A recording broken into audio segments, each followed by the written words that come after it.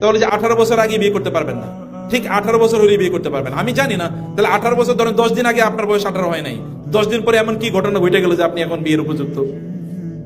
কি করছে এরকম? তার মানে পুরা ফিলোসফিটা একটা ভুয়া ফিলোসফি।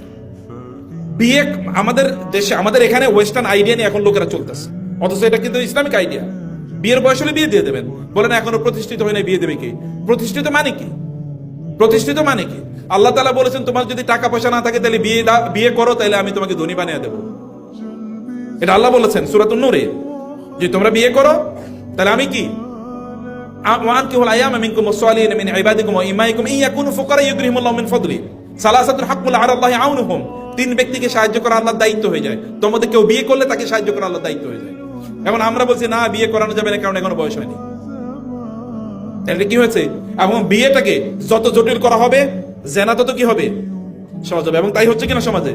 এবং খুবই আনফরচুনেটলি আমাদের এই সমাজে যারা এত বছর রাষ্ট্র চালাইছে, তারা দেখাইছে যে তুমি জেনা করো নো প্রবলেম, কিন্তু বিয়ে করলে তোমার ধরে নিয়ে যাবো। 18 বছর হয়েছে, 18 বছর আগে কেন বিয়ে করলো? এই কারণে পুলিশ ধরে নিয়ে গেছে।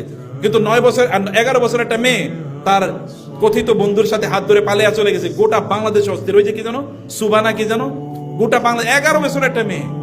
এটা নিয়ে রাষ্ট্রের কোনো মাথা ব্যথা নেই। সব মাথা ব্যথা কেন 18 বছর আগে বিয়ে করলো। হালাল কাম করলে অসুবিধা, হারাম করলে কোনো কি নেই, সমস্যা নেই, ওটা সেলিব্রেশন। এটা একটা জাহিলিয়াত কালচার তৈরি করে গেছিল একদল লোক। এগুলো থেকে আমাদেরকে অবশ্যই মুক্ত থাকতে হবে। আপনারা বিয়ে করবেন, তবে বিয়ের জন্য উপযুক্ততা অর্জন করা দরকার, এটা আমি আপনাদেরকে নসিহত করব।